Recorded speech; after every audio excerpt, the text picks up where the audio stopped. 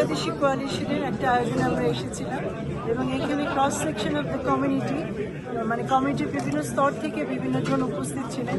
তারা বিভিন্ন প্রস্তাবনা তুলে ধরেছেন, তো আমরা সেগুলো নিয়ে আলোচনা করেছি এবং সবশেষে কোয়ালিশনের পক্ষ থেকে আমাদের একটা রেজলিউশনও দেওয়া হয়েছে।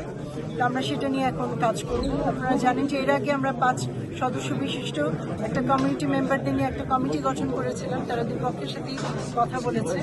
তো আসলে এখন আমাদের কাজ হচ্ছে অ্যাকশনে যাওয়া। আমি আমার বক্তব্যে বলেছি যে বর্তমান যে কনস্টিটিউশন আছে সেখানেই কিন্তু আমাকে অধিকার দেওয়া আছে যে আমরা সদস্য পদ বৃদ্ধি করতে পারি। কারণ আমরা যদি এখনকার সদস্য পদ বহাল রেখে নির্বাচনে যাই সেটা একটা ত্রুটিপূর্ণ বিষয় হবে, কারণ আপনারা জানেন যে এখানে একটা দলের আত্মীয় স্বজনকে দিয়েই এটা গঠিত হয়েছে, তো আমাদের রেজাল্ট একই আসবে।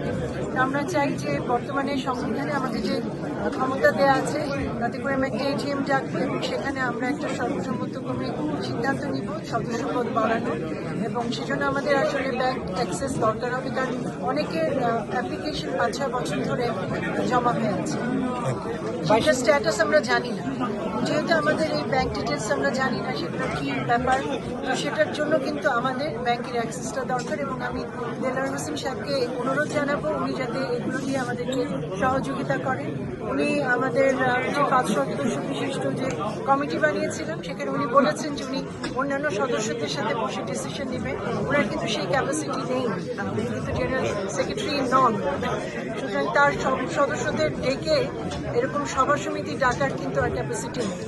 তো সুতরাং এখন যেটা হচ্ছে যে আমরা অ্যাজ এক্স অফিসিয়াল চেয়ার আমরা একটা এজিএম দ্রুত কল করবো এবং করে সেখানে ওনারা যে রেজলিউশন নিয়েছে এবং আমাদের 5 সদস্য বিশিষ্ট যে কমিটি আছে সবার সাথে মিলে আমরা তখন একটা রেজলিউশন। ম্যাডাম, একটা প্রশ্ন ছিল। 26 তারিখের পরে 26 নভেম্বরের পরে কি বর্তমান যে কমিউনিটি যারা পরিচালনা করছে সেটি ভ্যালিড আছে কিনা? ম্যাডাম, কেউ নির্বাচিত কেউ নেই, তাদের সবার 2 বছরের মেয়াদ ছিল, মেয়াদ শেষ। এনাম ভাই, ম্যাডাম একটা প্রশ্ন ছিল। আজকে দেখছি আমরা এখানে একটা পক্ষ নাই, দেলোয়ার ভাই আপনার নাম উল্লেখ করছেন। বিগত দিনে বাংলাদেশ সেন্টারে আপনার উপস্থিতিতে একটা ঘটনা ঘটেছিল, এটা এখানে আজকে এসেছে। এর পরবর্তীতে বাংলাদেশ সেন্টারে সেই দেলোয়ার ভাইয়ের যে গ্রুপটা আপনারা বলছেন, ওরা সাংবাদিক সম্মেলন করে আমাদের মাধ্যমে আপনাকে আপনার অব্যাহতি দাবি করেছিলেন যুক্তরাজ্য থেকে। এ ব্যাপারে আপনার বক্তব্য? এখন আমি তো সরকারের কর্মকর্তা, বাংলাদেশ সরকার যদি মনে করেন যে আমার অব্যাহতি দরকার তাহলে আমাকে নির্দেশ দিবেন, আমি অব্যাহতি পেয়ে যাব, তাই না? যখন সরকার যে নির্দেশনা দিবেন আমরা সে মতোই চলে থাকি।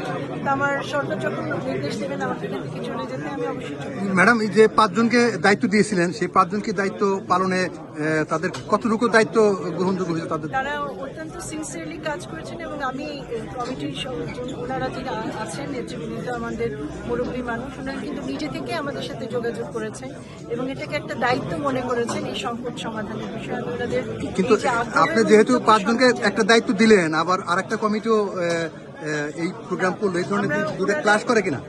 ক্লাস করবে না, কারণ আমাদের তো সবারই দেখুন এখানে আজকে যে আমরা এই যে এতক্ষণ ধরে 3.5 ঘন্টা ধরে যে একটা মিটিং হলো সেখানে কিন্তু আপনি বুঝতে পেরেছেন কমিউনিটির পালসটা। সবাই কিন্তু চায় যে বাংলাদেশ সেন্টারের সমস্যাটার সমাধান হোক এবং এখানে সবাই কিন্তু একটা আগ্রহ দেখিয়েছে এটা সদস্য হতে এবং চায় যেটা একটা প্রতিকার, তাই না?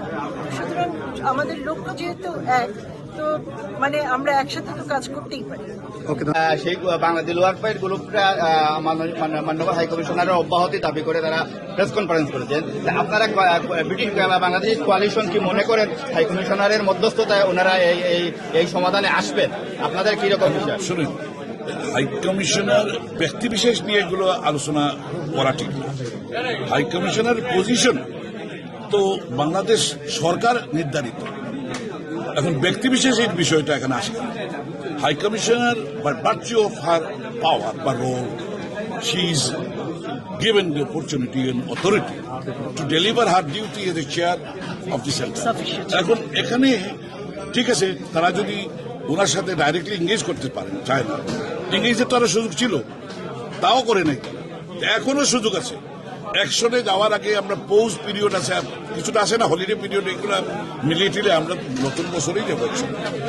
এই পর্যন্ত সময়ে যদি তারা শরীরটা প্রকাশ করতে পারে আর মনে করে যে এই জিনিসটাকে নিয়ে আর কাদা ছোড়াছুড়ি যেন হয় না, সমাজের বহুত ক্ষতি হচ্ছে, ওনাদের নিজেদের আমাকে প্রশ্ন করবে রাস্তায় দাঁড়িয়ে যে আপনার করেছেন কি, কোথায় নিয়ে গেছেন? 2 বছর এনাফ না? এরা তো এর আগে থেকে নিয়েছেন তাদের সাথে এই বসার জন্য বা মিট করার জন্য? উই মানে এখন বলবো না, সব ডিসক্লোজ করার দরকার নাই। We had a dialogue, but এগুলো এই ডায়লগগুলো ওই যে বললাম না যে আমার জিনিসটাকে সামনে রেখে ওই যে বাচ্চাদের মতো কথা যে মানে এই বোতলটা একটু থাক না আরো কয়েকটা দিন আমার হাতে। কতটুকু আশাবাদী আপনি? সেই বোতলটা থাকবে, এই আমি দিব না, এই ধরনের কথা কত পরিষ্কার দ্যাট ইউ হ্যাভ এ না। আপনি একটা কথা বলছিলেন অব্যাহতির কথা, আসলে ওনারা press conference না করে না দাবি সেটা করেন। আমি বলছি যে এখানে যেই হাই কমিশনার আসুক না কেন সেই কাজ করবে। সেই কিন্তু এক্স অফিসিয়াল চেয়ারম্যান হবে, পদাধিকার বলে। সুতরাং আমি আবিদা ইসলাম থাকা না থাকা ম্যাটার করে না। আচ্ছা, ওনারা কিন্তু প্রেস কনফারেন্সে বলছে যে আবিদা ইসলামে আপনি একটা পক্ষ নিয়েছেন, এর জন্য ওনারা